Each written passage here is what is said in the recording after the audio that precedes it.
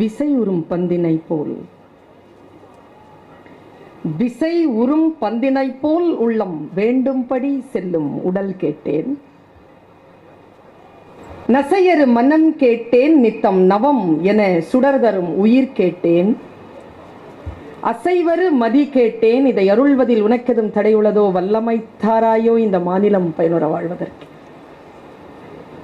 தெளிவுறவே அறிந்திடுதல், தெளிவுறவே அறிந்திடுதல், தெளிவு தர மொழிந்திடுதல், சிந்திப்பார்க்கே கழிவளர உள்ளத்தில் ஆனந்த கனவு பல காட்டல், கண்ணீர் துளிவர உள் உருக்குதல், இவையாவும் நீ அருளும் பணிகளன்றோ எனும் மகாகவி பாரதியின் கடவுள் நினைத்த வாழ்த்தை முன்வைத்து பேரன்பிற்கும் பெரும் மதிப்பிற்கும் உரிய 45 ஆண்டு காலமாக இடைவிடாமல் புத்தக திருவிழாவை நிகழ்த்தி கொண்டிருக்கக்கூடிய பபாசி நிறுவனத்தின் அனைத்து உறுப்பினர்களுக்கும் என்னுடைய முதல் வணக்கத்தை நான் சமர்ப்பித்துக் கொள்கிறேன். இந்த உலகத்திலேயே இவ்வளவு பெரிய திரளான கூட்டம் புத்தக திருவிழாவுக்கு வருகை தந்திருக்கிறது என்பது சென்னையில் முக்கியமாக இந்த தமிழகத்திற்கே உரிய ஒரு அற்புதமான அடையாளம். மகாகவி பாரதியார் சொல்லுவார், ஒவ்வொரு நாட்டிற்கும் ஒரு சிறப்பு உண்டு என்று சொல்லிக் கொண்டிருக்கக்கூடிய மகாகவியிடம் தமிழகத்திற்கு என்று என்ன சிறப்பு என்று கேட்டபொழுது மகாகவி சொன்னார், கல்வி சிறந்த தமிழ்நாடு. ஏன் என்றால் புகழ் கம்பன் பிறந்த தமிழ்நாடு, வள்ளுவன் தன்னை உலகினுக்கே தந்து வான் புகழ் கொண்ட தமிழ்நாடு, சிலப்பதிகாரம் என்னுமோர் மணியாரம் படைத்த தமிழ்நாடு, அதனால் கல்வி சிறந்த தமிழ்நாடு என்று சொல்வார்கள். கொஞ்சம் நீங்கள் இந்த பக்கம் உட்கார்ந்து கொண்டு அதை பார்க்கக்கூடிய பேரு உங்களுக்கு கிடைத்திருக்க வேண்டும். ஆயிரக்கணக்கானோர் புத்தகத்தை வாசிப்பதற்காகவும் நல்ல சிந்தனைகளை கேட்பதற்காகவும் குழுமி இருக்கிறீர்கள். உங்களுக்கு என்னுடைய அடுத்த வணக்கம். காவல்துறையில் தன்னுடைய கடமையை துல்லியமாக ஆற்றிக்கொண்டே தன்னுடைய பொறுப்பு உணர்ந்து இந்த புத்தக திருவிழாவுக்கும் வருகை தந்திருக்கக்கூடிய அருமை பெருந்தகை மகேந்திரன் ஐயா அவர்களுக்கு என்னுடைய அடுத்த வணக்கம். நான் ஆணா இல்லை பெண்ணா இல்லை திருநங்கையா, நான் யார்? முடிந்தால் பர்வீன் சொல் பார்க்கலாம் என்று சொல்லிவிட்டு அற்புதமாக தன்னை நமக்கு முன்னால் நிகழ்த்தி காட்டியிருக்கக்கூடிய என் அருமை தோழி நர்த்தகி நட்ராஜ், உமக்கு என்னுடைய அடுத்த வணக்கம். நீ யார் என்று நான் யோசிக்கிறேன். என் தலைப்பு கல்லை வைரமணி ஆக்கல். என் பேச்சை தொடங்குவதற்கு முன்னால் நீ எனக்கு ஒரு வேலையை தந்திருக்கிறாய் தோழி. நான் யோசிக்கிறேன், உன்னை யார் என்று நான் பார்ப்பது. நீ யார்? உண்மையில் நீ யார்? நீ ஆணா இல்லை நீ பெண்ணா? உன்னை பார்த்து நான் பொறாமைப்படுகிறேன், தெரியுமா உனக்கு? நிச்சயமாக தோழியே, உன்னை பார்த்து நான் பொறாமைப்படுகிறேன். என்னிடத்தில் இல்லாத ஏதோ ஒன்று உன்னிடத்தில் இருக்கிறது. என் தாயின் மணி வயிறு எனக்கு கொடுத்த அந்த பெண்மையை உன்னுடைய சில காலத்திற்குள் பெற்று நீ பூரிப்பை நீ உணர்ந்திருக்கிறாய். உன்னை நான் எப்படி சொல்ல? உன்னை பார்த்து நான் பொறாமைப்படவா? நான் இப்படி சொல்கிறேன், நான் எனும் நீ. என்னை உன்னில் உணர்ந்திருக்கிறேன். என் முழுமையை உன் பாதியாக நீ வைத்திருக்கிறாய். என்னை விட நீ உயர்ந்தவளாக எனக்கு தெரிகிறாய். உன்னை முழுமையாக வந்து இங்கே நீ நிகழ்த்தி காட்டியிருக்கின்ற பொழுது நான் அவ்வளவு பூரிப்படைந்தேன் தோழி. நீ இன்னும் இன்னும் சிறகு விரித்து வானத்தில் பறக்க வேண்டும் என்கின்ற வேட்கையை இறைவனிடத்தில் இயற்கை இடத்தில் முன்வைத்துவிட்டு உங்களிடத்தில் எனக்கு சொல்லுவதற்காக சில சிந்தனைகளை நான் சுமந்து வந்திருக்கிறேன். என்ன தலைப்பில் பேசுகிறீர்கள் என்று முருகன் அவர்கள் என்னிடத்தில் கேட்டார். உங்களுக்கு அவராக ஒரு தலைப்பு தந்தார் இல்லையா அலையன் சீனிவாசன்? அப்படி எனக்கு செய்யவில்லை. ஏனென்றால் உனக்கு எந்த தலைப்பில் பேச விருப்பம் என்று கேட்கின்றவர்களை எனக்கு பிடிக்கும். அவர் கேட்டார். நான் சொன்னேன், கல்லை வைரமணி ஆக்கல் என்கின்ற தலைப்பில் பேசுகிறேன் என்று சொன்னேன். மகாகவி பாரதி யோக சித்தி என்கின்ற தன்னுடைய ஆக்கத்திலே காளி இடத்தில் கேட்ட எத்தனையோ வேண்டுதல்களில் ஒன்று நான் கல்லை வைரமணி ஆக்க வேண்டும், இந்த வரத்தை நீ எனக்கு தா என்று கேட்டான். புல்லை நெல்லாக புரிதல், பன்றி போத்தை சிங்கவேராக்கல் என்று பல விஷயங்களை கேட்டான். எனக்கு பிடித்தது கல்லை வைரமணி ஆக்கல். ஆசிரியை இல்லையா நான்? ஆசை என்றால் குற்றம், இரிதல் என்றால் களைதல், குற்றங்களை களைகின்ற வேலை இல்லையா எனக்கு? இதோ சில சொல்லெடுத்து வந்திருக்கிறேன், கல்லை வைரமணி ஆக்குவதற்கான சொல். கூர்ந்து கவனித்துக் கொள்ளுங்கள், சொல் புரிகின்றவர்கள் பாக்கியசாலிகள். ஏதோ ஒரு சொல் நம்மை வந்து கடந்து போகின்ற பொழுது நமக்குள் இருக்கக்கூடிய கல் தீட்டப்படுகிறது. ஆனால் என்ன சோகம் என்றால், ஆர்ப்பாட்டமாகவும் அட்டகாசமாகவும் பேசுகின்றவர்கள் பேச்சில்தான் வெளிச்சம் இருக்கிறது என்று சில கூட்டம் நம்பிக்கொண்டிருக்கிறது. அது அப்படி இல்லை. அமைதியாக ஆர்ப்பாட்டம் இல்லாமல் பேசக்கூடியவர்களுடைய பேச்சில் கூட நம்முடைய கல்லை தீட்டக்கூடிய அந்த வைரத்திற்கான வெளிச்சம் மறைந்திருக்கலாம். இப்போ ஒன்றும் கிடையாது, ஒரு 2 பேர் வந்து தானே இங்கே ஏதோ பண்ணிட்டு போனாங்க. என் பேச்சை விட அது முக்கியமா? கவனம் அப்படி போனா கல் எங்க வைரமா மாறுறது? தண்ணி குடிக்கிறீங்களான்னு கேட்டுட்டு போறாங்க, அவ்வளவுதான். நான் இங்க வைத்தால கத்திக்கிட்டு இருக்கு.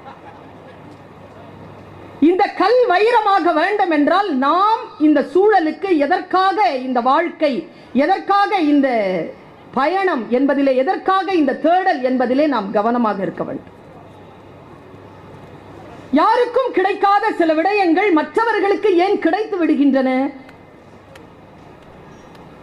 நம்மை விட அவர்களிடத்தில் கவனம் கூடுதலாக இருக்கிறது, அவ்வளவுதான்.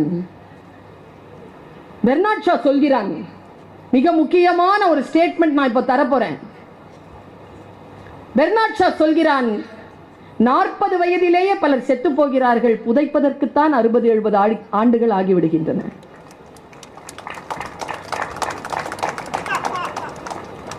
பிரிஞ்சதுக்கு அப்புறமா வர்ற சிரிப்பு எவ்வளவு அற்புதமான விஷயம் தெரியுமா? எந்த வினாடியிலும் நாம் விழிப்புணர்வோடு இருந்து இந்த கல்லை தீட்டிக் கொண்டே இருக்க வேண்டும் தோழமைகளே. எங்கே எந்த வார்த்தை, எந்த உதடுகளுக்குள் ஒளிந்திருக்கக்கூடிய வார்த்தை நம்முடைய வாழ்க்கையை மாற்றும் என்று நமக்கு தெரியாது. அது எந்த புத்தகத்திற்குள் ஒளிந்து கொண்டிருக்கிறது என்று கூட நமக்கு தெரியாது. மிக அற்புதமான விழிப்புணர்வு இருக்கின்ற பொழுது அந்த சொல் நம்மை வந்து சேர்கிறது. பலருக்கு சொல் வந்து சேர்ந்தாலும் விழிப்புணர்வு இல்லாத காரணத்தினால் நம்மை கடந்து போய்விடுகிறது. குர்ஆனிலே அல் பக்ரா என்கின்ற ஒரு பகுதியிலே இறைவன் இப்படி நமக்கு சொல்கிறான், உன்னை தண்டிக்க வேண்டும் என்று நான் முடிவு செய்து விட்டால், உன்னை தண்டிக்க வேண்டும் என்று நான் முடிவு செய்து விட்டால் உன் சிந்தனைக்கு திரையிட்டு விடுகிறேன். யார் என்ன சொன்னாலும் புரியாதில்ல, ஏன்னா இறைவன் முடிவு பண்ணியிருக்கானே தண்டனை கொடுக்கணும்னு.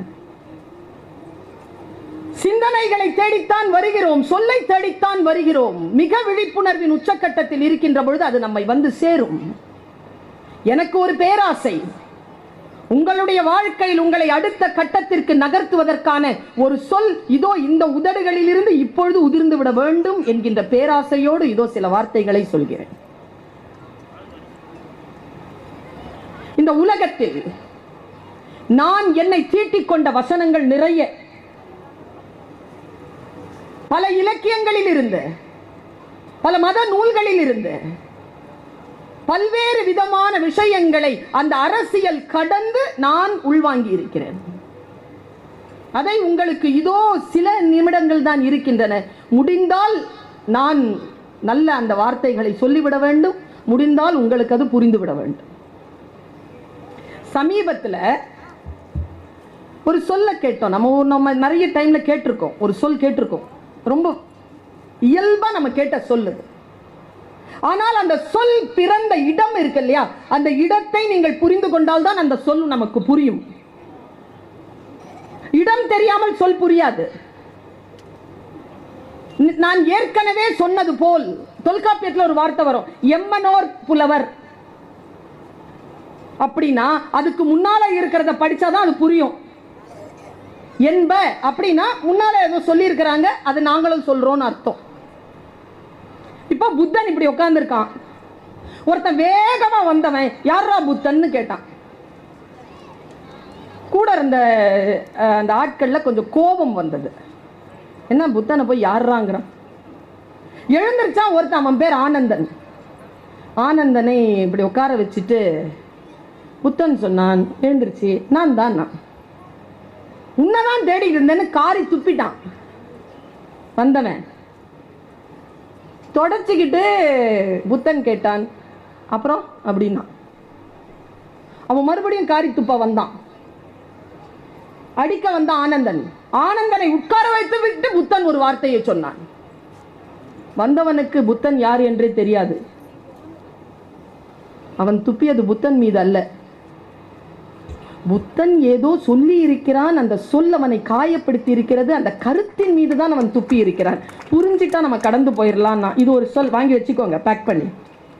இப்ப டேக்-அவே சொல்றேன், கொண்டு போகணும்ல, அதை சொல்றேன். போனவன் அழுதான், ஆர்ப்பரித்தான். புத்தன் சொல்லை கேட்டு கோபப்பட்டவன் இல்லையா? கொஞ்சம் புரிதல் இருக்கிற அழுதானே. கோபப்பட்டவன் வந்தான், திரும்பி வந்தான். ஐயோ நம்ம தப்பு பண்ணிட்டோமே, சொல்லால் தானே அதை சந்தித்து இருக்க வேண்டும், கருத்தால் தானே சந்தித்து இருக்க வேண்டும், ஆளை ஏன் நம்ம துப்பணும்? தப்பு இல்லையா? இப்போ ஒருத்தர் ஒரு விஷயத்தை பேசுறார் அப்படின்னா அதோட தானே நிறுத்தணும். ஆளை வன்முறை செய்யறது எதுல நியாயம்? இது புரிஞ்சிருச்சு அவனுக்கு. புரிஞ்சிட்டு வந்தவன் சொன்னான், அழுறான். வந்துட்டு அடுத்த நாள் காலையில் வந்துட்டு அழுறான். புத்தன் பார்த்தான், அழுறான். அழுத உடனே புத்தன் ஒரு வார்த்தையை சொன்னான், நான் நீங்க டேக்-அவே நம்பர் 2, ரெண்டாவது பொட்டலம். நேற்று ஆனந்தா, நேற்று கூட இவன் வந்தான், ஏதோ சொல்ல வந்தான், சொல் வரவில்லை, துப்பி விட்டான். இன்றைக்கும் ஏதோ ஒன்று சொல்ல வருகிறான், அவனுக்கு மொழி துணை புரியவில்லை, அழுகிறான். நல்லா தெரிஞ்சுக்கோங்க, யாராவது நம்ம மேல வன்முறையை ஈடுபட்டாலோ, கெட்ட வார்த்தைகள் சொன்னாலோ, இல்லை அழுதாலோ, பாவம் அவர்களுக்கு சொல்ல தெரியவில்லை, மொழி அவர்களிடத்தில் இல்லை. அதனால்தான் அந்த துன்பத்தை அவர்கள் நமக்கு தருகிறார்கள். சொல்லிவிட்டு புத்தன் பார்த்தான். அப்புறம் அப்படின்னா, என்னை மன்னிப்பாயா என்று கேட்டான் அவன். புத்தன் என்ன செஞ்சிருக்கணும் நர்த்தகி? புத்தன் என்ன செய்யணும்? மன்னிச்சிருக்கணும் இல்லையா? புத்தன் சொன்னான், மன்னிக்க முடியாது. எனக்கு இங்கே தான் புத்தன் ரொம்ப, எனக்கு நான் பல நேரங்களில் பேசி இருக்கிறேன். புத்தன் எனக்கு ரொம்ப பிடிக்கும். He's a teacher. எந்த மாதிரி டீச்சர் தெரியுமா? புத்தன் காட்டிய வழியில் யாரும் நடக்க ஒட்டாதபடிக்கு புத்தனே வந்தால் நீ அந்த புத்தனையே கொலை செய்யலாம் என்று சொன்னவன் புத்தன். அதனால் புத்தனை எனக்கு பிடிக்கும். புத்தன் சொன்னான், வாட் நெக்ஸ்ட்? என்னை மன்னிப்பாயா? முடியாது. ஏன்? சிரித்தான் புத்தன். சிரித்து கொண்டு சொன்னான், நீ துப்பியது நேற்று. அந்த கோபத்தையும் அவமானத்தையும் நான் சுமந்து கொண்டே இருப்பேன் என்ற அளவிற்கு என்னை முட்டாளாக நீ நினைத்தாயா? இதோ இன்றைக்கு நான் புதிதாக பிறந்திருக்கிறேன். இயற்கை தந்திருக்கக்கூடிய அற்புதமான வாய்ப்பு.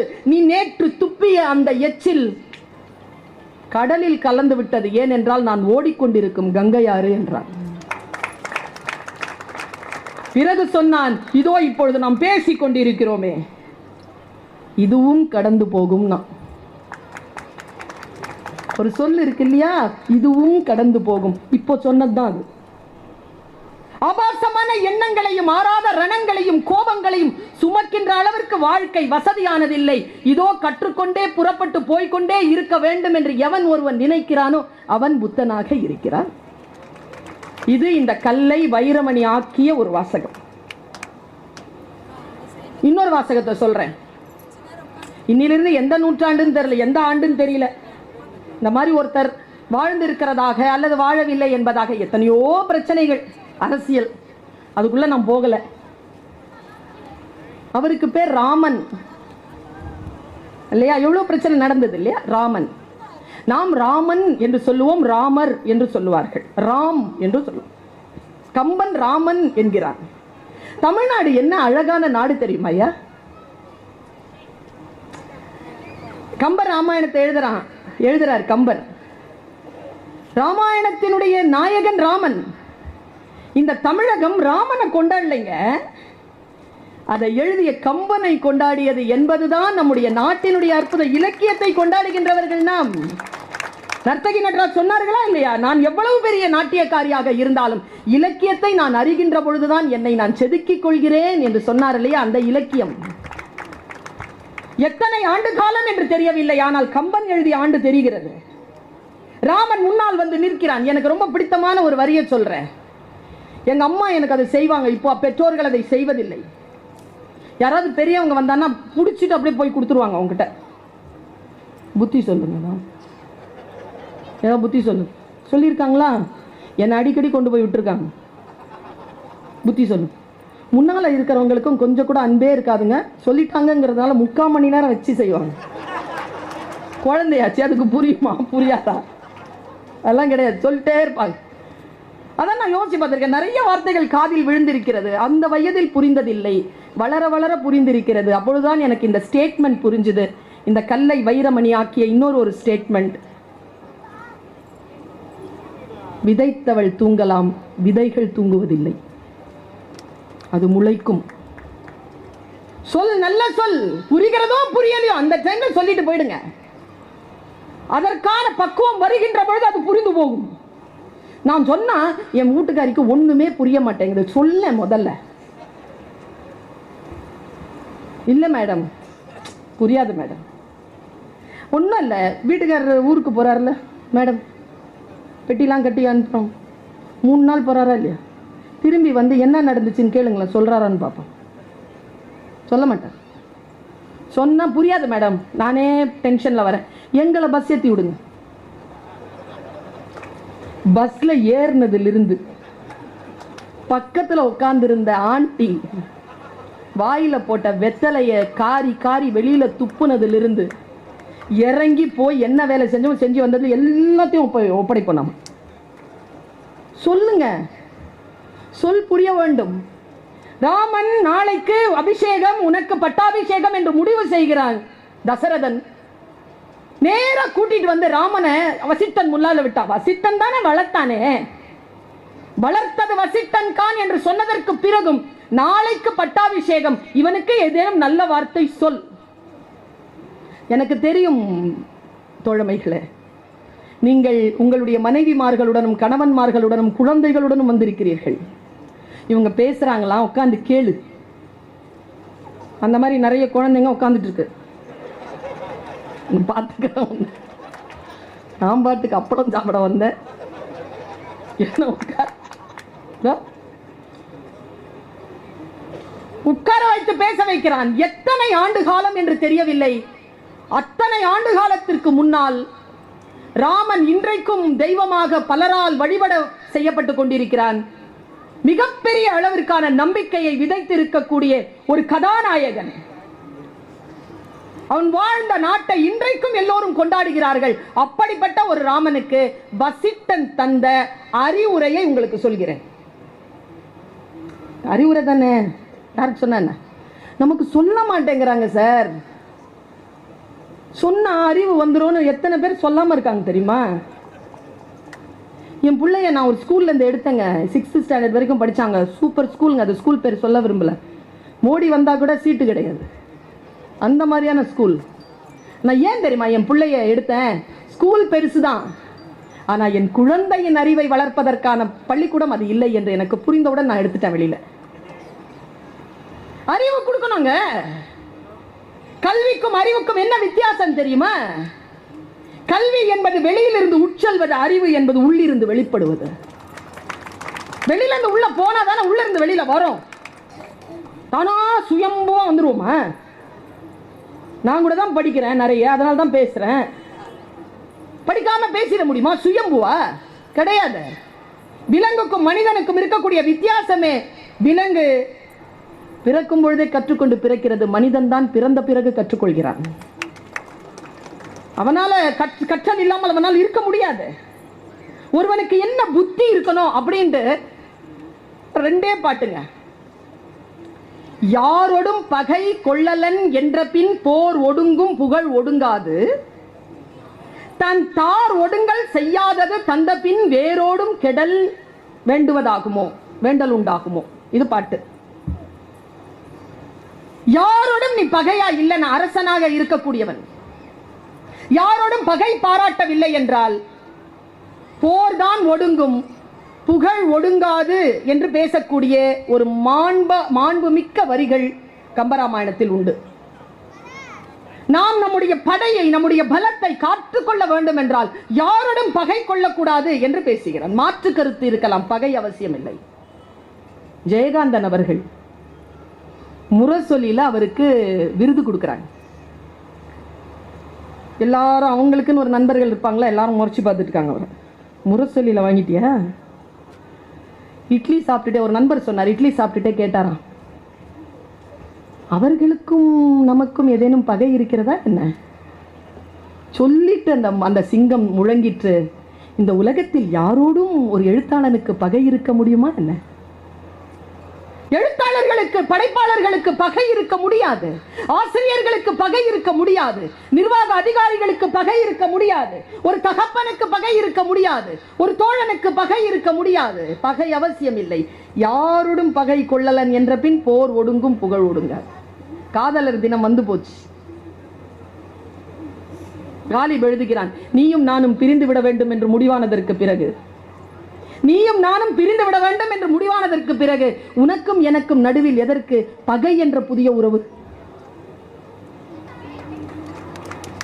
பிரிஞ்சிடணும்னு முடிவு பண்ணிட்டல, போயிட்டே இரு, இக்னோர் பண்ணு. இக்னோர் பண்றதை விட பெரிய தண்டனை யாருக்கு என்ன இருந்துட முடியும்?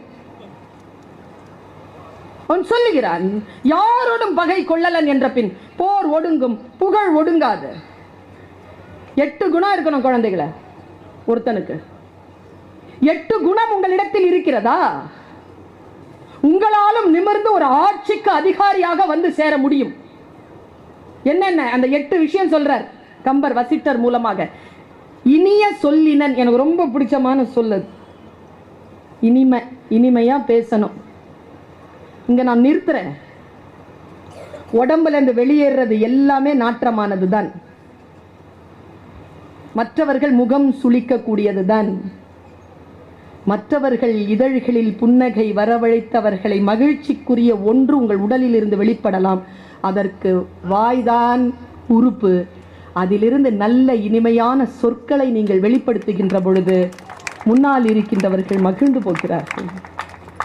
இனிமையான சொல் யாரிடத்தில் இருக்கிறதோ அவர்கள் ஜெயிக்கிறார்கள். இனிய சொல்லினன். யாவர்க்குமாம் இறைவருக்கு ஒரு பச்சிலை, யாவர்க்குமாம் பசுவிற்கு ஒரு வாயுரை, யாவர்க்குமாம் உண்ணும் போது ஒரு கைப்பிடி, யாவர்க்குமாம் பிறருக்கு இன்சொல் தானே திருமந்திரம். மற்றவர்களுடைய உடலை, மற்றவர்களுடைய உள்ளத்தை கவனம் படுத்திக் கொண்டு பேசுகின்ற இனிமையான சொல் முதல் தகுதி. கால் தானே மிதிச்சான், தெரியாம தானே மிதிச்சான், ஏன் பரம்பரையை திட்டுற? நான் யார் தெரியுமா? நான் சாரி சொல்ல மாட்டேன். இனிய சொல்லினன். அடுத்து ஈகையன். இருக்கிறத கூடு. ஈகைங்கிறத சொல்லவா? இந்த கல்லை வைரமணி ஆக்கிறவா வித்த சொல்லவா? இருக்கிறத அள்ளி கொடுக்கிறவன் இல்லைங்க கொடையாளன். வலிக்க வலிக்க கிள்ளி கொடுக்கிறவன் தாங்க கொடையாளன். பணக்காரன்லாம் கொடையாளனா? வள்ளலா? இல்ல. மனம் இருக்கணும். பைபிளில் ஒரு வார்த்தை இருக்கிறது. ஐஸ்வர்யான் ஒருவன் வந்தான், கையில் அவரிடத்தில் கொடுத்தான், சாப்பாட்டுக்காக வருவாருன்னு பார்த்துட்டு இருந்தான். ஒரு பெண் இருந்தால், அவள் ஒரே ₹1 தான் கொடுத்தாள். இயேசு கிறிஸ்து அவள் வீட்டுக்கு சாப்பிட போனார். அப்ப ஐஸ்வர்யான் மேல இருந்துட்டு அந்த மரக்கிளையில இருந்து இருந்துட்டு அதை பார்க்கறான். பார்த்துட்டு வந்து அவர்கிட்ட கேட்கறான், நான் 1000 ரூபா 100 ரூபா கொடுத்தேன், என் வீட்டுக்கு வராம ₹1 கொடுத்து அவ வீட்டுக்கு போனியே ஏன்? இயேசு கிறிஸ்து சொன்னார், கல்லை வைரமணி ஆக்கும் இன்னொரு சொல். நீ உன்னிடத்தில் இருந்ததிலிருந்து ₹100 கொடுத்தாய். அவள் தன்னிடம் இருந்த எல்லாவற்றையும் சேர்த்து ₹1 கொடுத்தாள். கொடைங்கிறது அதாங்க. ஈகையன். கொடுக்கிற புத்தி இருக்கணும். எங்க இருக்குது குழந்தைங்களுக்கு? அதர்சம் எல்லாரும் குட்டன்பிட்டியா? இன்னைக்கு தானே சுட்ட மாவு இருக்குமா, நாளைக்கு சுட்டு தரேன். அது நாளைக்கு சுடுறது. இன்னைக்கு 2 சுடிதார் இருக்கு, ஒன்னு நீ எடுத்துக்க, இன்னொன்னு அந்த பிள்ளைக்கு தந்துடலாம். 2த்துல எது நல்லா இருக்கு? 2ம் வேணும். எல்லாம் வேணும். நுகர்வோர். இந்த நேரத்தில் தான் குழந்தைகளுக்கு இது சொல்லப்பட வேண்டியதா இருக்கிறது. ஈகை குணத்தோடு இரு. எண்ணினன். எண்ணியர் எண்ணியாங்க எய்துவர் எண்ணிய திண்ணியராக பெரிய. நான் நர்த்தகி நடராஜ் இருக்கிறாங்கிறதுனால சொல்லலி. எவ்வளவு அவமானம் தெரியுமா, எவ்வளவு வலி. எல்லா வலியையும் ஒரு நாள் நான் ஜெயித்து வருவேன் என்று சொன்ன அந்த எண்ணம் இருக்குல்ல, அதுதான் அக்காவை இங்க கொண்டு நிறுத்தி இருக்கு. எண்ணம். எண்ணியர் எண்ணியாங்க எய்துவர் எண்ணியர் திண்ணியராக பெறுங்கிறாரே வள்ளுவர். எண்ணினன் அடுத்த வார்த்தை போட்டாம் பாருங்க. என் பையன் சொல்வாங்க, அம்மா நான் சொல்வேன், சொல்லில் உயர்ந்த சொல் செயல். எண்ணம் பைபிள்ல தான் ஞாபகம் வருது மறுபடியும். ஆவியோ உற்சாகமானது, சரீரமோ பலவீனமானது. ஒன்றும் பண்றதில்லை. உள்ளத்தை எப்படி பிடித்து வைத்திருப்பது? அந்த எண்ணம் எல்லாம் உங்ககிட்ட இருக்கு. வினையாற்றுகிறீர்களா? நான் ஒன்றை சொல்லுகிறேன், நீங்கள் வீட்டிலே இதை போய் சிந்தித்து பாருங்கள். கடவுள் என்பது பெயர் சொல் அல்ல, வினை சொல். அது நிகழ்கிறது. அன்பு என்பது பெயர் சொல் அல்ல, அது வினை சொல். அது நிகழ வேண்டும். நான் உன்னை எவ்வளோ லவ் பண்றேன்னு தெரியுமா? எவ்வளோ போயிருவான். எவ்வளோன்னு கேட்டாலே போயிருவான், சொல்ல தெரியாது. அன்பு என்பது வினை சொல். நான் உனக்கு நட்சத்திரங்களில் இருந்து அப்படி அள்ளி எடுத்து வந்து நட்சத்திரங்களை உன் கையில் கொடுப்பேன்.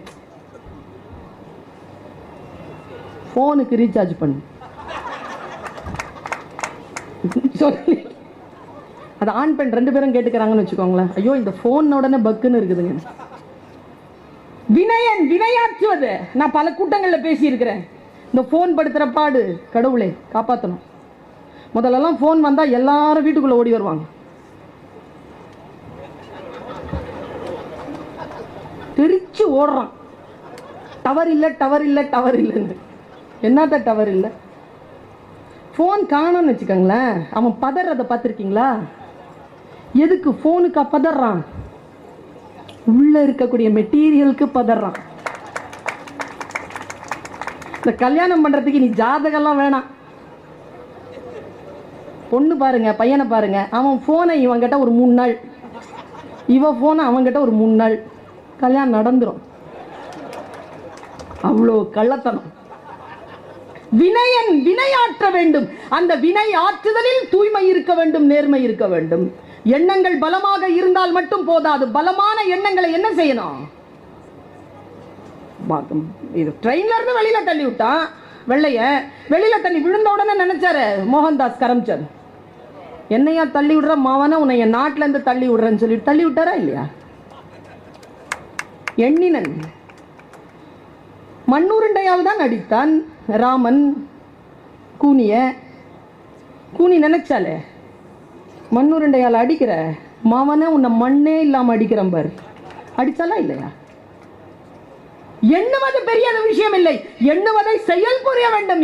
என் தோழமைகளே, என் குழந்தைகளே, எதை நினைக்கிறாயோ அதை வினையாற்று. வினையில் கொண்டு வா. வினயன் தூயன், தூய்மையானவளாக இரு, தூய்மையானவனாக இரு. என்ன பிரச்சனை? ஆஹா, ஓஷோதான் சொல்வார், நுண்ணறிவாளர்கள் சூழ்ச்சி செய்வதில்லை, சூழ்ச்சி செய்வதற்கு நுண்ணறிவு தேவையில்லை, முட்டாள்கள் தான் சூழ்ச்சி செய்கிறார்கள், புத்திசாலித்தனமே போதுமானது. ஒன்று சொல்லட்டுமா? மனசு இருக்கு இல்லைங்க, அது ரொம்ப அழுக்கானதுங்க, சீக்கிரம் அழுக்காயிடும், கழுவ முடியாதுங்க. துணியை துவைச்சிடலாங்க, மனசு எங்கிருந்து துவைக்கிறது? மனதை கழுவுற 2 விஷயம் சொல்லவா? ஒன்று இசை, மற்றொன்று இலக்கியம். ரெண்டும் மனசை கழுவும். இந்த டான்ஸை பார்த்தாலும் கழுவும். மனம் கழுவணும். வளைஞ்சு நெளிஞ்சி வாசல் பெருக்கினால் ஒருத்தி, வாசல் சுத்தமாச்சு மனசு குப்பையாச்சுன்னா ஒன்றும் பண்ண முடியாது. கல்யாணி எழுதுவார். மனதை கழுவ வேண்டும். துணி வெளுக்க சாம்பல் உண்டு எங்கள் முத்து மாரியம்மா, எங்கள் முத்து மாரி. மனம் வெளுக்க சாம்பல் இல்லை எங்கள் முத்து மாரியம்மா, எங்கள் முத்து மாரி. பாரதி. மனத்து கண் மாசு இளன் ஆதல் அனைத்தரம். வள்ளுவன். என் தாய் தூய்மையானவள், என் சகோதரி தூய்மையானவள், என் தோழி, என் காதலி, என் மனைவி, என் மகள். இந்த உலகத்தில் இருக்கக்கூடிய பெண்கள் தூய்மையானவர்கள். அப்படித்தான் ஆண்களும் தூய்மையானவர்கள். கம்பர் சொல்லுவாரு, இந்த நாட்டில் அழகியே இல்லையா, இந்த நாட்டில் உண்மையே இல்லையா, அந்த நாட்டில் செல்வந்தரே இல்லையான்பா. வன்மை இல்லை, ஒரு வறுமை இன்மையால். இந்த இந்த லெவலுக்கு நம்ம வரணும்னா தூய்மையானவர்களாக இருக்க வேண்டும். தூயன் விழுமியன் வேல்யூஸ் எங்க இருக்கு? வேல்யூ முதல்லலாம் நாங்கள் டீச்சருங்க ஏதாவது வெயிட்டை தூக்கிட்டு வந்தால் டக்குன்னு வெயிட்டை கையில் எடுத்துப்போங்க. பஸ்ஸில் டீச்சர் வந்தால் இடம் கொடுப்போங்க. இன்னைக்கு திரும்பிக்குதுங்க, எழுந்திருக்கணுமேங்கிறதுனால திரும்பிக்கிறாங்க சார். போலீஸ்காரர் வந்திருக்கிறதுனால ஒரு விஷயத்த சொல்லிடுறேன். டீச்சர்கிட்ட ஒரு குச்சி கொடுத்து வச்சுருந்தாங்க சார். அந்த குச்சி ஒன்று இருக்குமா இல்லையா, வெளுத்துருவாங்க. அது பிடுங்கிட்டாங்க ஒரு 15 வருஷமா. அது இப்போ உங்ககிட்ட இருக்குது. ஒழுங்கா எங்ககிட்டயே இருந்திருந்தா உங்ககிட்ட போயிருக்காரு.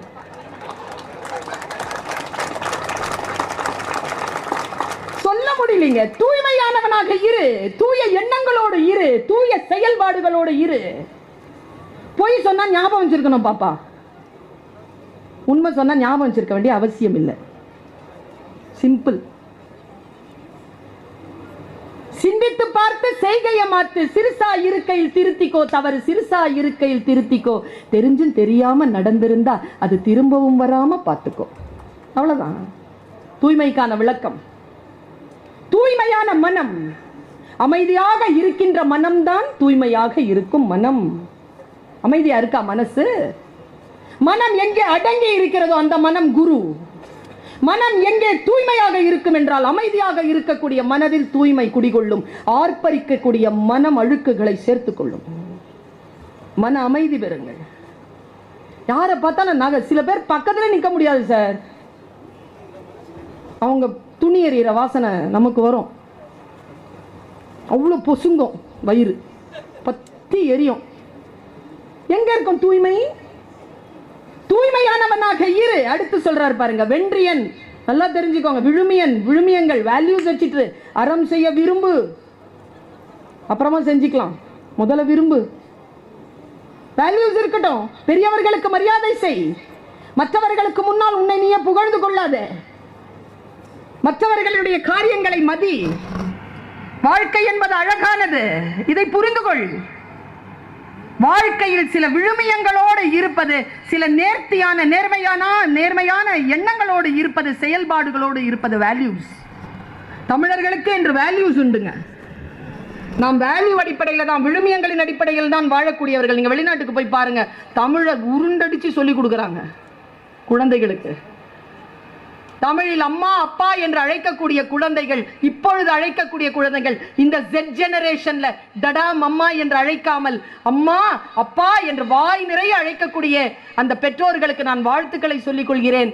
ஏனென்றால் உங்களை அந்த அம்மா அப்பா என்று அழைக்கக்கூடிய குழந்தைகள் முதியோர் இல்லத்தில் விடமாட்டார்கள். விழுமியத்தோடு வளர்த்துருங்க. விழுமியம் தேவைப்படுகிறது நமக்கு. வென்றியன் சாபாஷ். எனக்கு தோக்கிற பிள்ளைங்களை பிடிக்காது, அதனால ஃபர்ஸ்ட் மார்க் வாங்குற பிள்ளைய பிடிக்கும்னு நினைக்காத. ஃபர்ஸ்ட் மார்க் வாங்குற பிள்ளையையும் பிடிக்காது, தோக்குற பிள்ளையும் பிடிக்காது. ஃபர்ஸ்ட் மார்க் வாங்குறவனை ஜெயிக்கிற பிள்ளை பிடிக்கும்.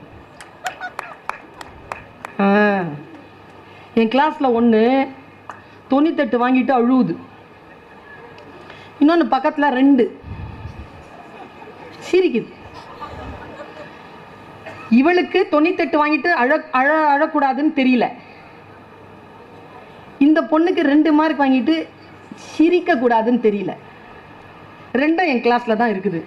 இது அழுதுட்டு சொல்லுது, 98 வாங்கியிருக்காங்க எங்க அம்மா அடி. கேட்க எல்லாம் அது சொல்லுது, ஏய் லூஸு, எதுக்கு அழுவுற? 2 மார்க் தானே, என்கிட்ட இருக்குன்னு சொல்லு. என்ன பண்ணுவீங்க? இத வெற்றி பெறவில்லை என்றால் உடனே போய் பெரிய பெரிய முடிவுகளுக்கு உட்படுகிறீர்கள். நான் ஒன்று சொல்லுகிறேன், என் இளைய சமுதாயமே, கீழே விழுவது அல்ல தோல்வி, எழ மறுப்பதுதான் தோல்வி. கீழே விழுந்தா கூட பாக்ஸிங் பார்த்திருக்கியா, கீழே விழுந்துருவாங்க, நாக் அவுட்டு, ஒன்றும் தெரியாது. மறுபடியும் ரெஃப்ரி வந்து சொல்வாரு 1 2 3 4, 5, 6, 7, 8, 9, 10 வாய்ப்பு கொடுக்கும் வாழ்க்கை. அப்போ எழுந்திருக்கலனா தான் மரணம். விழுந்தே கிடப்பதுதான். எழு. வாய்ப்புகள் எது வந்தாலும் எழுந்து நில். நீ முடியாது என்று சொல்வதை எவனோ ஒருவன் செய்து கொண்டுதான் இருக்கிறான். உனக்கு முன்னாலே செய்ய ஆரம்பிச்சுட்டான். உன்னுடைய காம்படிஷன் உன் கிளாஸ்ல இல்ல, உன் வீட்டுல இல்ல. தயவு செஞ்சு பாத்துக்க. வெற்றி பெற்றவனாக இருக்க வேண்டும். நினையும் நீதி நெறி கடவான் எனில் அணைய மன்னருக்கு அழிவு உண்டாகுமோ. நியாயமான நீதியான எண்ணம் படைத்து இந்த 8 குணங்களையும் படைத்திருக்கின்றவன் தான் என்று சொல்கிறார். நான் இதோடு சேர்ந்து ஒரு விஷயத்தை சொல்லிடுறேன். எனக்கு மகாபாரதம், ராமாயணம், தேவார திருப்பாசுரங்கள், பைபிள், குரான் எல்லாம் ரொம்ப ரொம்ப விருப்பத்தோட படிப்பேன். என்னமோ ஒரு விஷயம் சொல்லுது. இத்தனை கோடி மக்களை வசீகரிக்கிறதுன்னா ஏதோ இருக்குதானே. வாசித்த அரசியலை புரிந்து கொள்ளுங்க. நல்லா தெரிஞ்சுக்கோங்க. திராவிட அரசியல் என்பது மதத்திற்கு எதிரானதல்ல. நல்லா தெரிஞ்சுக்கோங்க. திராவிட அரசியல் மதத்திற்கு எதிரானதல்ல. ஜாதி ஏற்றத்தாழ்வுக்கு எதிரானதுதான் திராவிட அரசியல். சமூக நீதி காக்கக்கூடிய அரசியலுக்கு பேர் தான் திராவிட அரசியல். இதை முதல்ல நம்ம புரிஞ்சுக்கணும். மதத்திற்கு எதிரானதல்ல அது. இல்லை என்றால் திராவிட கட்சிகளால் இந்த தமிழகத்தில் இவ்வளவு வழிபாட்டு தலங்கள் பாதுகாப்பாக இருக்குமா? கிடையாது. ஒன்றை மிகச் சரியாக புரிந்து கொள்வதற்காக நான் சொல்லுகிறேன். பாருங்க, எனக்கு நான் சமீபத்தில் அந்த விஷயம் என் மனசுல வந்தது. உங்ககிட்ட கடத்திரணுங்கிற ஆசையில நான் சொல்லிட்டு இருக்கிறேன். இத ராமாயணத்துல 4 அண்ணன் தம்பிங்க இல்லப்பா, அப்படித்தானே? சரியா சொல்றேனா? ராமன், பரதன், லக்ஷ்மணன், சத்ருக்னன். எனக்கு இந்த 3 பேர் பத்தி தெரியும், நிறைய படிச்சிருக்கேன். சத்ருக்னன் பத்தி படிக்கவே இல்லப்பா நான். 12,000 பாட்டுல சத்ருக்னன் இல்லை. சும்மா அங்கங்க வருது, ஒரு வார்த்தை வருது. சத்ருக்னன் அப்படிங்கிற சொல்லுக்கு என்ன அர்த்தம்? நான் ஒருத்தர்கிட்ட கேட்டேன். சத்ருனா பகை, க்னன் என்றால் அழித்தவன், பகை அழித்தவன். ஆனா அவன் எந்த போர்லையும் ஈடுபட்டதா சரித்திரம் இல்லை. அப்படி என்றால் சத்ருக்னன் என்பதற்கான பொருள் என்ன என்ற வியாக்கியானம் கேட்டபொழுது பெரியவர்கள் ஒரு வார்த்தையை சொன்னார்கள். நான் அப்படியே கடத்தி விட்டு போகிறேன். ஆசீர்வாதம் கொண்டவர்கள் புரிந்து கொள்ளுங்கள். ஒவ்வொரு பிறப்பிற்கும் ஒரு நோக்கம் இருக்கிறது. எல்லோருக்கும் ஒரு நோக்கம் இருக்கிறது. எனக்கு ஒரு நோக்கம் இருக்கிறது. சத்ருக்னனுக்கு என்ன நோக்கம் தெரியுமா? பரதனுக்கு நிழலா இருக்கணுங்கிறது அவனுடைய பிறப்பினுடைய நோக்கம். அதான் நோக்கம். சரி, பரதன் என்ன மாதிரி இருப்பான்? சுமாரா. ராமன் நர்த்தகி நட்ராஜ் மாதிரி சூப்பரா இருப்பான். ஏன் கூட இருக்கணுமா, அவங்க கூட இருக்கணும்னா அவங்களுடைய சௌந்தரியம் நம்மளை வசீகரிச்சிடும். சரியா? ராமனுடைய சௌந்தரியம் பயங்கரமா இருக்குமாங்க, வசீகரிக்குமா, அப்படி வசீகரிக்குமா அந்த சௌந்தரியம். ஆனால் அந்த சௌந்தரியத்தை பக்கத்தில் நீ போயிட்டனா நீ உன் பிறப்பின் நோக்கம் உனக்கு விடுபட்டு போயிடும். நீ பரதனோட இருக்க முடியாது. சத்ருக்னன் இந்த உலகமே, இந்த உலகத்தினுடைய அனைத்து ஆன்மாக்களும் போய் மண்டியிடக்கூடிய ராமன் என்கின்ற சௌந்தரியம் என்பது தன் வாழ்க்கைக்கு பகை என்பதனால் அதை வென்றவன் என்பதற்காக அவனுக்கு சத்ருக்னன் பேர். எல்லாருக்கும் நல்லவங்க தான். அமுதால் செய்த நஞ்சு சில பேருக்கு தான் அது அமுது, பல பேருக்கு நஞ்சு. அமுதம் என்றால் நீ சாப்பிடலாம், நஞ்சு என்றால் சீதை ராமனுக்குத்தான் அமுது, ராவணனுக்கு நஞ்சு. அதனால்தான் அஞ்சினேன் அஞ்சினேன் சீதை எனும் அமுதால் செய்த நஞ்சினால் நாளை இலங்கை வேந்தன் இத்தகைய நன்றோங்கிற மண்டோதரி. நம் பிறப்பினுடைய நோக்கை, நம்முடைய இலக்கை அழிக்கக்கூடிய எதுவுமே நமக்கு சத்ரு என்பதனை நாம் புரிந்து கொள்ள வேண்டும். நான் இப்படி சொல்றேன். பகவத்கீதை நிறைய இருக்கு. நான் நேத்து கூட உபநிஷதங்களை வாங்கிட்டு போனேன். நிறைய இருக்கு. ரிக்யஜுர் சாமம் அதர்வனம் எல்லாம் போட்டு 10 உபநிஷதங்களும் சேர்ந்து ஒரு நல்ல ஒரு புத்தகம், பெருசா இருக்கு. இவ்வளவு பெரிய புக்கு எடுத்துட்டு போன, சூப்பரா இருக்கும். ஏதாவது செய்தி இருக்கும், படிக்கலாம். பைபிள் திருவிவிலியம் இப்பொழுது மொழிபெயர்ப்பு ரொம்ப அழகா வந்திருக்கு. முதல் ஆறுமுக நாவலரிலிருந்து மாறுபட்டு சில வார்த்தைகளை அவர்கள் சரி செய்து இப்பொழுது வெளியிட்டு இருக்கிறார்கள். குரான் பிரமாதமா வந்திருக்கு. வாசிக்கும் பொழுது ஒரு விஷயத்தை நான் யோசிச்சேன். கிருஷ்ணன் இருக்கான்ல, கிருஷ்ணன் அவன் பகவத்கீதை சொன்னதா பதிவா இருக்கு இல்லையா? யாருக்கு சொன்னான்? யாருக்கு சொன்னான்? அர்ஜுனனுக்கு சொன்னான். அப்படியா? அர்ஜுனன் மட்டும் தான் அதை கேட்டானா? வேற யாரும் கேட்கலையா? காதலியா சொன்னா? இல்ல, போர்க்களத்துல நின்னு சொல்றான். சரி, பின்னால அவனுக்கு மட்டும் தான் கேட்கணும்னு வச்சுக்கோங்களேன். அதை தவிர்த்து 2 பேர் மகாபாரதத்தில் பகவான் சொன்ன பகவத்கீதையை 2 பேர் கேட்டாங்க. ஒன்று சஞ்சயன், இன்னும் ஒன்று திருதராஷ்டிரர். சஞ்சயன் அப்படியே பார்த்து சொல்றான், சொன்னது அப்படியே திருதராஷ்டிரன் கேட்கிறான். நான் கேட்கிறேன், சொன்னது ஒரே பொருள் தான், அர்ஜுனனுக்கு புரிந்தது போல் திருதராஷ்டிரனுக்கு புரிந்ததா? எல்லா சொல்லும் எல்லோருக்கும் புரிந்து விடுவதில்லை. ஆசீர்வதிக்கப்பட்டவர்கள் புரிந்து கொள்கிறார்கள். நம்முடைய வாழ்க்கையை செதுக்கி மிக நல்ல நேரங்களாக, நல்ல விஷயங்களாக எடுத்துக்கொள்வதற்கான ஒரு வாய்ப்பை நம்முடைய அலர்ட்னஸ் தான் தரும். நாம அலர்ட்டா இருக்கணும். நம்முடைய அலர்ட் இருக்குதா? இப்ப குழந்தைகள் இருக்கிறீர்கள், நான் இங்க என்ன தெரியுமா வியப்பா பார்க்கிறேன், இந்த 45வது புத்தக திருவிழாவுக்கு இருக்கக்கூடிய மிகப்பெரிய அற்புதத்தை சொல்றேன். நானும் நிறைய பல காலமா வரேன். பேண்டமிக் பீரியடுங்க. பேண்டமிக் பீரியட் முடிச்சு வந்திருக்கிறோம். இந்த புத்தக திருவிழாவை நடத்துகின்றவர்களுக்கு வாழ்த்துக்கள்.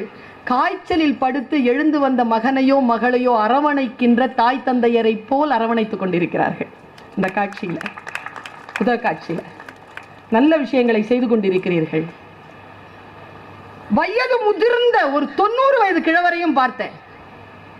அரும்பு மீசை, கையில் இவ்வளவு புத்தகத்தை எடுத்துட்டு ஒரு இளைஞர் நடந்து வரான். அதையும் பார்த்தேன். நீங்கெல்லாம் ரொம்ப சந்தோஷப்படலாம் சார்.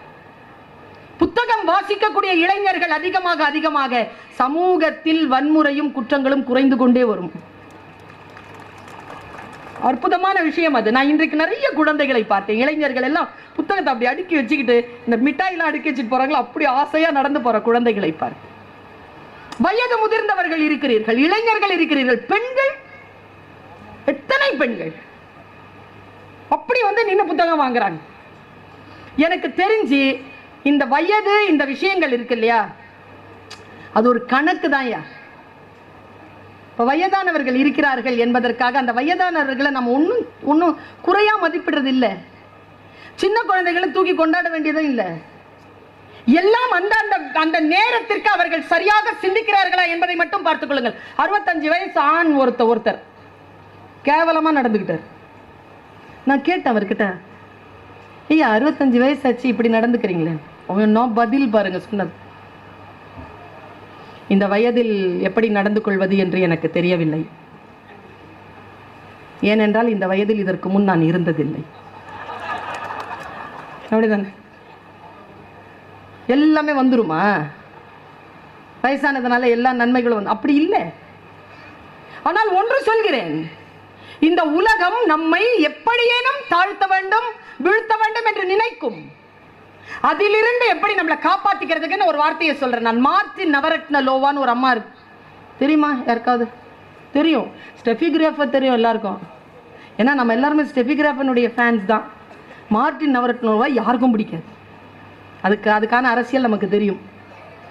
அந்த அம்மா அழகா இருக்கும்.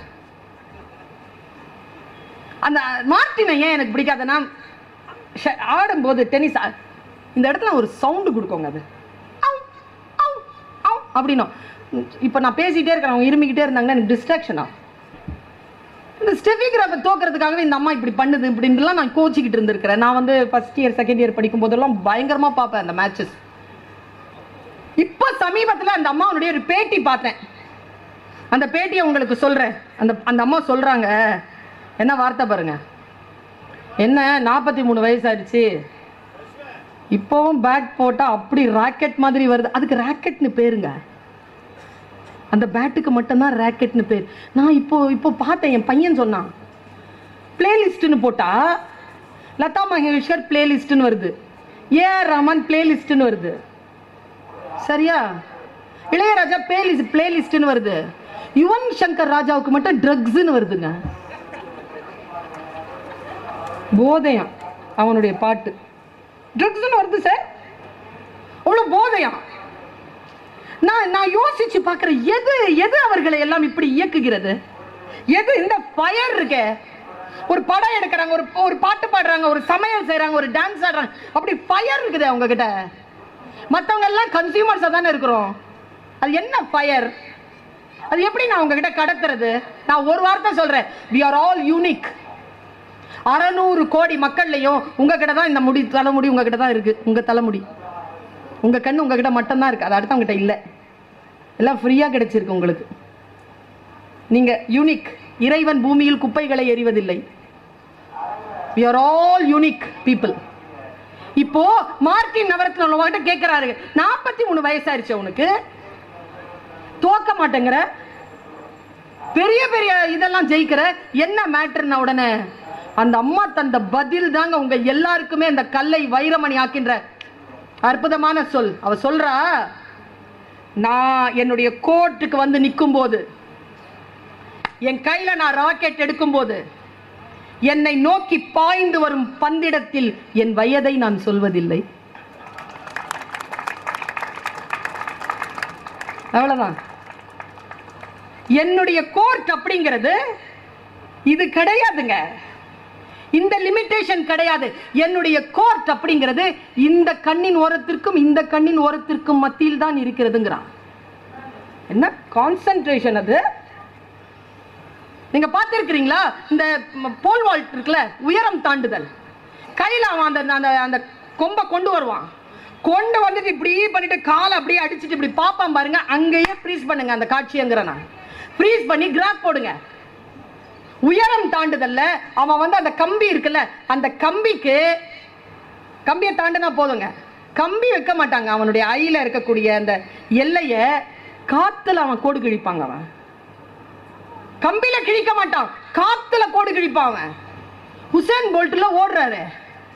உசேன் போல்ட் கடைசியா ஓடி வந்த அந்த காட்சியை, அந்த வேர்ல்ட் ரெக்கார்டை போட்டு பாருங்க. அவன் கண்ணு எதை பார்க்குதுன்ட்டு. நாமெல்லாம் யாரை பார்ப்போம் தெரியுமா? என்னை விட இன்னொருத்தங்க நல்லா பேசிடக்கூடாது, என்னை விட யாரும் நல்லா புகழ் பெற்றக்கூடாது, என்னை விட யாரும் படிச்சிடக்கூடாது, என்னை விட யாரும் சம்பாதிச்சிடக்கூடாது, பக்கத்துல தான் பார்க்கறது. உசேன் போல்ட் வேர்ல்ட் ரெக்கார்ட் பண்ணதுக்கு காரணம் அவன் பக்கத்துல பார்க்க மாட்டான், அவன் டைம் போர்டை பார்ப்பான்.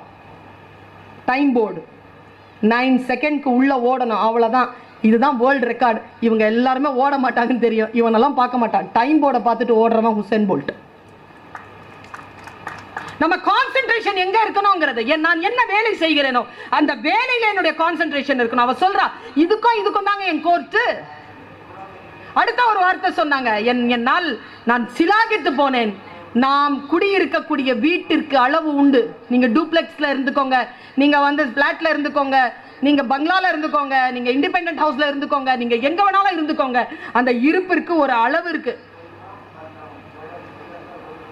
புத்தி இருக்குல்ல, அதுக்கு அளவே கிடையாதுங்க. அந்த ஸ்பேஸ் ரொம்ப பெரிய ஸ்பேஸ்ங்க. அது பாத்திரம், மிகப்பெரிய பாத்திரம். அது மனதை அவ்வளவு விரிவாக வைத்துக் கொள்ளுகின்றவர்கள் வைரமாக ஜொலிக்கிறார்கள். அங்கே குப்பைகளை கொட்டிக் கொள்ளக்கூடாது. கிளியரா இருக்கணும், அந்த இடம் கிளியரா இருக்கணும். இப்படி சொல்கிறேன் என் அருமை தோழமைகளே, என் உறவுகளே, ட்ரீம் பிக். பெருசா யோசிங்க.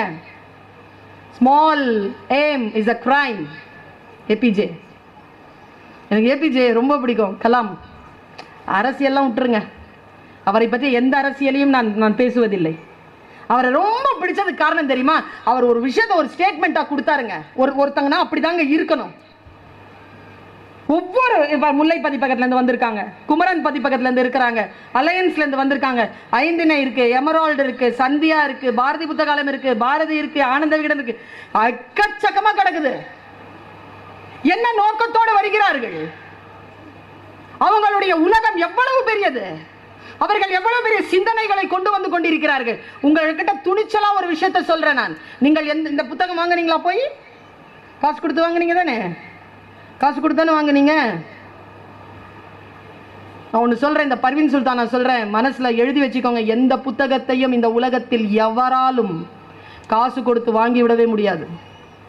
நீங்கள் வாங்கியதெல்லாம் அச்சு கூலியும் காகித கூலியுமே தவிர புத்தகத்தை உங்களால் விலை கொடுத்து வாங்க முடியாது. சிந்தனை எப்படிங்க வாங்குவீங்க? 400 ரூபாயில கிடைச்சிருமா அந்த சிந்தனை? புத்தகத்தை ஏன் நேசிக்கிறோம்? சிந்தனைகளை நேசிப்பதனால். நம்மை உருவாக்குகின்ற அந்த சின்ன கலாம் ஒரே விஷயம் சொன்னாருங்க, ஆக பெரிய நான் பட்ட சந்தோஷத்தின் ஆனந்தத்தினுடைய எல்லையை சொல்லிட்டு போனார். அதை சொல்லி நான் நிறைவு செய்யறேன். ஆனந்தத்துடைய எல்லை சொல்றார். எனக்கு, நான் தமிழ் படித்தவள், எனக்கு இந்த மொழிகளின் மீது இருக்கக்கூடிய அரசியலில் மிகுந்த கவனம் உண்டு. மகிழ்ச்சி என்பது வேறு, ஆனந்தம் என்பது வேறு. ஆனந்த கோஷம் என்பார்கள், சமஸ்கிருத சொல்லல், உவகை. ஒரு வேற வேற ஸ்டேட், அது மனநிலையே வேற.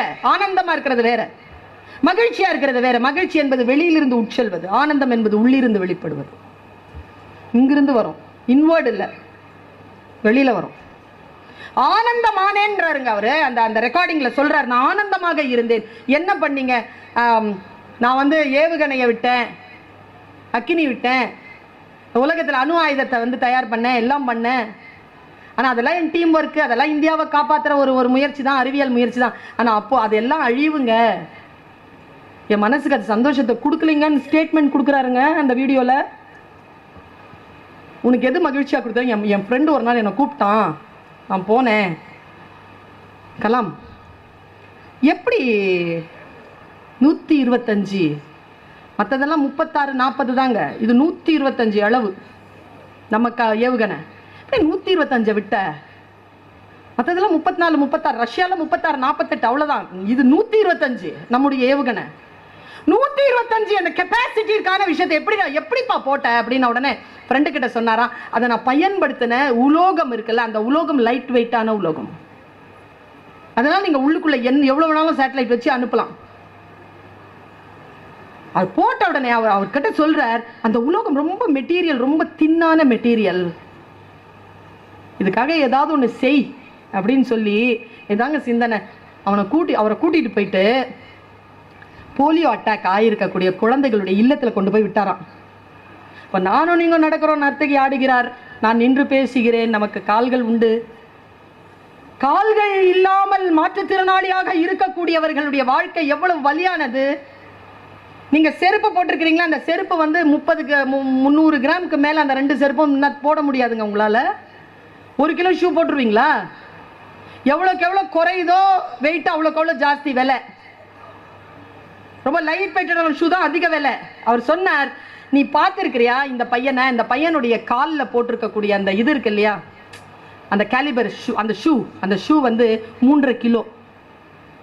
அதனால அந்த குழந்தைகள் நீங்க பார்த்துருக்கீங்களா, இப்படி நடக்காது, இப்படி எடுத்துட்டு தான் நடக்கும். ஏன்னா வெயிட், இடுப்புல வெயிட் இருக்க தாங்க முடியாது, அதை அப்படி தாங்கிட்டு நடப்பாங்க. பார்த்து இதுக்கு ஏதாவது செய் அப்படின்னு போயிட்டாராம். நான் உட்காந்து அந்த ஏவுகணை செய்த அந்த மெட்டல்ல 300 கிராமுக்கு நான் கேலிபர் ஷூ செய்தேன், 300 கிராம்ஸ். அந்த குழந்தைகள் அதை போட்டுட்டு நடக்கிறதோ ஓடுறதோ சைக்கிள் ஓட்டுறதோ நான் பார்த்தேன். என் வாழ்க்கையில் நான் ஏவுகணைகள் தயாரித்ததை விட அதிகமான சந்தோஷத்தை அடைந்தேன் என்று சொன்னார். அப்ப எனக்கு அவர் வைரமா தெரிஞ்சாருங்க. இந்த சமூகத்திற்கு நாம் எதை தருகிறோம், நம்மை நாம் எப்படி பார்த்து கொள்கிறோம். நான் எப்பவுமே சொல்றேன், ஒரு யோகா டீச்சர் கிட்ட யோகா கத்துக்கிற ஒருத்தன் சொன்னா, குருவே உங்களிடத்தில் நான் யோகா கற்றுக்கொள்கிறேன், நான் சந்தோஷமாக இருப்பேனா? குருநாதர் சொன்னார், நீ யோகா கற்றுக்கொண்டால் உன்னை சுற்றி இருக்கின்றவர்கள் சந்தோஷமாக இருப்பார். நீ டார்ச்சர் பண்ண மாட்ட அடுத்தவங்களை, நீ அமைதியா இருப்ப. என் சிந்தனை என்ன ஆகும், என் புத்தி என்ன ஆகும், என் அறிவு என்ன ஆகும் என்றால், இது வைரமானால் அது ஜொலிக்கின்ற அந்த வெளிச்சத்தில் இந்த உலகம் வெளிச்சமாகும். அதனால் கல்லை